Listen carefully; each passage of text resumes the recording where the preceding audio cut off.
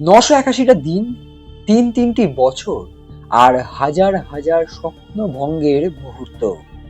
কয়েকশো বার চোট পেয়ে মাঠের বাইরে কাঁদতে কাঁদতে বসে পড়া। আর আজ সেই সব যন্ত্রণা মুছে ব্রাজিলের জার্সিতে আরও একবার দেখা গেল নেইমার দি জুনিয়রকে। काटू क्या अभी काटू? आप नहीं रुक जाइए। गेम कोई भी हो, पकड़ मजबूत होनी चाहिए। सीमेंट से पकड़ बनाए मजबूत। SRMB 550D TMT bar। নমস্কার দর্শক বন্ধুরা, এক্সট্রিম বাংলায় আপনাদের সকলকে স্বাগত, সুপ্রভাত। বিশেষ করে ব্রাজিল ভক্তদের জন্য, তার কারণ ব্রাজিলের ভক্তরা প্রথম রবিবাসরীয় যে সকালে ব্রাজিলের হতশ্রী ফুটবল দেখে হতাশ হয়ে পড়েছিলেন, তারপর ব্রাজিল দল যেভাবে কামব্যাক করেছে এবং পরপর দুটি ম্যাচে যেরকম সাম্বা ঝড় উঠেছে, সেখানে কিন্তু বেজায় খুশি ব্রাজিলের ভক্তরা। এবং বিশেষ করে আজ খুশি হবার বিশেষ কারণ রয়েছে, তার কারণ তাদের প্রিয় নেইমার জুনিয়র কিন্তু আজ মাঠে নেমেছেন, খেলেছেন, খেলা তৈরি করেছেন এবং আর কি কি করেছেন। যারা ভিডিওটি দেখছেন তাদের মধ্যে অনেকেই, আমি আশা করবো যে অনেকেই আছেন যারা হয়তো গোটা ম্যাচটা দেখতে পারেননি, কারণ অফিস রয়েছে বা অন্যান্য কাজ রয়েছে। তাদের জন্য এই ভিডিওটি স্পেশালি, যে কি করলেন নেইমার দি জুনিয়র প্রথম ম্যাচে। বন্ধুরা, 76 মিনিটে নেইমার নেমেছিলেন মাঠে। যখন স্কটল্যান্ডের বিরুদ্ধে নামছেন, তার প্রায় মিনিট 15 আগে থেকে গ্যালারিতে একটাই স্লোগান শোনা যাচ্ছিল, সেটা হচ্ছে নেইমার নেইমার নেইমার নেইমার।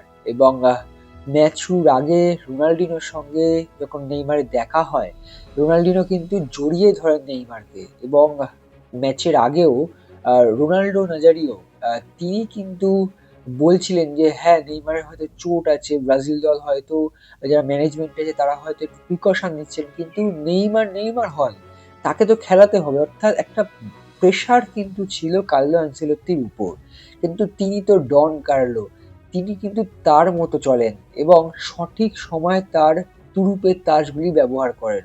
এবং দেখুন, যেখানে 2-0 গোলে এগিয়ে, 3-0 গোলে এগিয়ে গেছে ব্রাজিল দল, সেই সময় নেইমারকে নামানো হলো। তবে নেইমার কি শুধু ব্রাজিলের জার্সি পরে নামলেন, একটু আবেগে ভাসলেন, সকলের মন জয় করলেন, পিআর স্টান্ট করলেন, এরকম কি? একেবারেই নয়। নেইমার জুনিয়রকে কেন ব্রাজিলের ভক্তরা, ব্রাজিলের মিডিয়া, ব্রাজিলের কিংবদন্তি ফুটবলাররা কিংবা আপনারা, আমরা সকলেই চাইছিলাম তার একটা ঝলক কিন্তু দেখা গেল। নেইমার জুনিয়র যখন মাঠে নামলেন, দলের মানে বলা যেতে পারে রেজাল্ট প্রায় তৈরি হয়েই গিয়েছে, কিন্তু কার্লো আনচেলত্তি দেখে নিতে চাইছেন যে নেইমার কতটা ফিট। এবং ফিটনেসের দিক দিয়ে বলতে গেলে নেইমারকে কিন্তু আমার অন্তত ব্যক্তিগতভাবে মনে হয়েছে যে 80% মিনিমাম ম্যাচ ফিটনেস তার এসে গিয়েছে। এবার যেহেতু এই যে প্রায় মিনিট 15 খেলাটা পেলেন, আমার মনে হয় পরবর্তী ম্যাচ থেকেই কিন্তু ওই ম্যাচ ফিটনেস যেটা, তিনি হয়তো ফিট, যেটা ব্রাজিল স্কোয়াডের তরফ থেকে বলা যায় যে তিনি কিন্তু 100% ফিট, কিন্তু ম্যাচ ফিটনেস যেটা আপনারা জানেন যে ম্যাচে নামার পর মানিয়ে নেওয়া, সেটা কিন্তু ধীরে ধীরে মানিয়ে নিচ্ছে। যেমন প্রথম দিকে তাকে সেভাবে একটা মেলে ধরতে দেখা যাচ্ছিল না, তাকে খুঁজে পেতে একটু সময় লাগছিল, কিন্তু যত সময় এগিয়েছে তাকে তত ওই পুরোনো দিনের নেইমারের মতো লাগছিল। এবং নেইমার কেমন খেলেছেন তার একটা ছোট্ট উদাহরণ দিলেই আপনারা বুঝে যাবেন যে এখনো কি নেইমারের সেই ধার আছে। ঘটনাটি ঘটে যখন ম্যাচ প্রায় শেষের দিকে, সেই সময় 89 মিনিট স্কটল্যান্ডের ফুটবলার রায়ান, তিনি হলুদ কার্ড দেখলেন নেইমারকে আটকাতে গিয়ে। আমার মনে হয় না এর থেকে বেশি কিছু বলার দরকার আছে। এখনো নেইমারকে আটকাতে গেলে ওই হলুদ কার্ডটা দেখিয়ে আটকাতে হয়, অর্থাৎ এমনই ফাউল করতে হয়, না হলে আটকানো যায় না। আর বিশেষ করে যে জিনিসটা আপনারা জানার জন্য অধীর আগ্রহে এই ভিডিওটা শেষ পর্যন্ত দেখছেন, সেটা হচ্ছে নেইমারের সঙ্গে ভিনিসিয়াস জুনিয়রের জুটি কতটা এখনো অবধি জোটবদ্ধ হতে পেরেছে। দেখুন, দুটো ইনসিডেন্ট বলবো, একটা 92 মিনিট, একটা 96 মিনিট। 92 মিনিটে বক্সের মধ্যে ভিনিকে পাস, এবং 96 মিনিটে নিজেদের অর্ধে, নিজেদের বক্সের সামনে থেকে নেইমার বল পেয়ে একটা লং থ্রু, ভিনিকে একদম পিন পয়েন্ট পাস ছিল। প্রথম দিকে মনে হচ্ছিল যে, একটা জিনিস মনে হচ্ছে যখন নেইমার নামেন, তিনি নামেন কুনহার জায়গায়, ম্যাথিউস কুনহার জায়গায়, অর্থাৎ নাম্বার 9-এর জায়গায় তিনি নামছেন। এবং এই সময় মনে রাখতে হবে, কার্লো আনচেলত্তি একই সঙ্গে কিন্তু তার আগে মার্টিনেলিকে নামিয়েছিলেন, তার সঙ্গে তিনি নামিয়েছিলেন এনরিককে, অর্থাৎ ফুল অ্যাটাকিং ফোর্সকে তিনি নামিয়ে দেখে নিতে চাইছিলেন যে তারা কতটা তৈরি ম্যাচ ঘোরানোর জন্য। এবং সেই সময় যখন নেইমার নামেন, তাকে লিড করতে দেওয়া হয়। নেইমার যখন নামেন তখন ভিনিসিয়াস জুনিয়র, যিনি কিনা আজকের এবং এখনো পর্যন্ত ব্রাজিলের এই বিশ্বকাপের সেরা ফুটবলার, তাকে কিন্তু তার ন্যাচারাল পজিশন অর্থাৎ লেফট উইংয়ে আরো বেশি শিফট হতে দেখা যায়, যেটা করছিলেন ভিনি, যে তিনি কাট করে ভিতরের দিকে ঢুকে আসছেন, তিনি কিন্তু পুরোপুরি সাইডে সরে যান, যার যে কারণে হতে পারে এটা, আপনারা আবার এটাকে ভাববেন না যে কোনো কন্ট্রোভার্সি হতে পারে, এই জন্যই কিন্তু শেষের দিকে ভিনি বক্স অতটা বেশি ঢুকতে পারেননি। কিন্তু ব্রাজিল কোনো ব্যক্তিগত ফুটবলারের উপর বেশি নজর দেয় না। ব্রাজিল তাদের দলগত সংহতি, প্রত্যেক ফুটবলারের নিজস্ব কাজ রয়েছে, এবং নেইমার আসার পর ভিনি প্রথমে যখন উইং একদম সাইড ঘেঁষে যান, তখন কিন্তু একবার মনে হচ্ছিল দেখে যে মানে ভিনির চোখ মুখ দেখে আর কি, যে হয়তো ভিনিসিয়াস জুনিয়র কিছুটা হলেও মানে এই জুটটা এখনো মানিয়ে নিতে পারছে না। কিন্তু কিছুক্ষণের মধ্যে ভুলটা ভাঙিয়ে দিলেন নেইমার নিজে, আসলে বড় দাদার মতো ভাইয়ের সঙ্গে ঠিক মেলবন্ধনটা করে নিলেন।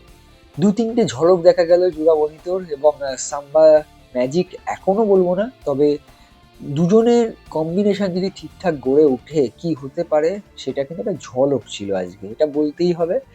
২-৩বার বক্সের মধ্যেই তারা পাস খেলে, ছোট ছোট পাস খেলে, 1-2-1 খেলে কিন্তু ঢুকে যাচ্ছিলেন। ভিনিকে হ্যাটট্রিক করানোর আপ্রাণ চেষ্টা করেছেন নেইমার, ঠিক একইভাবে ভিনিও চেষ্টা করেছেন নেইমার যাতে তার প্রত্যাবর্তনের ম্যাচে একটা অন্তত গোল পান।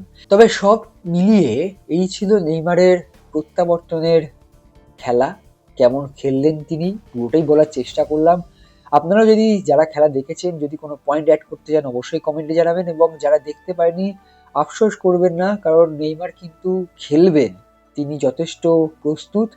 নকআউট ম্যাচে তাকে দরকার এই ব্রাজিল দলের, কারণ আপনারা জানেন যে এবারে বিশ্বকাপের ম্যাক্সিমাম দল, বিশেষ করে ছোট দলগুলি কিন্তু লো ব্লকে খেলছে, অর্থাৎ তার ডিফেন্সিভ ভাগে কিন্তু ম্যাক্সিমাম ফুটবলার, এবং সেই জায়গা থেকে স্কিলফুল প্লেয়ারদের কিন্তু দাম এবারে বিশ্বকাপে বেশি। আপনারা দেখবেন মেসি এত গোল পাচ্ছে কারণ তার ইন্ডিভিজুয়াল স্কিল রয়েছে, ভিনিসিয়াস এতগুলি গোল পাচ্ছেন ইন্ডিভিজুয়াল স্কিলে, এবং ইন্ডিভিজুয়াল স্কিলের কথা বললে কিন্তু নেইমারের কথা আসে, আর সেই কারণে নেইমারকে দরকার, কারণ নেইমার থাকলে ভিনিসিয়াস জুনিয়রও অনেকটা স্পেস পাবেন, এবং তার সঙ্গে কুনহা সামনে অনেক বল পাবেন, যদিও কিভাবে আনচেলত্তি নেইমারকে ব্যবহার করবেন আগামী দিনে সেটা দেখার রয়েছে।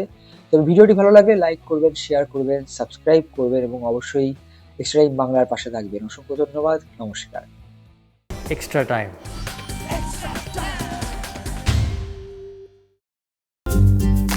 লেটেস্ট নিউজ আর এক্সক্লুসিভ ভিডিওর সঙ্গে আপডেট থাকতে এখনই সাবস্ক্রাইব করুন আমাদের ইউটিউব চ্যানেল।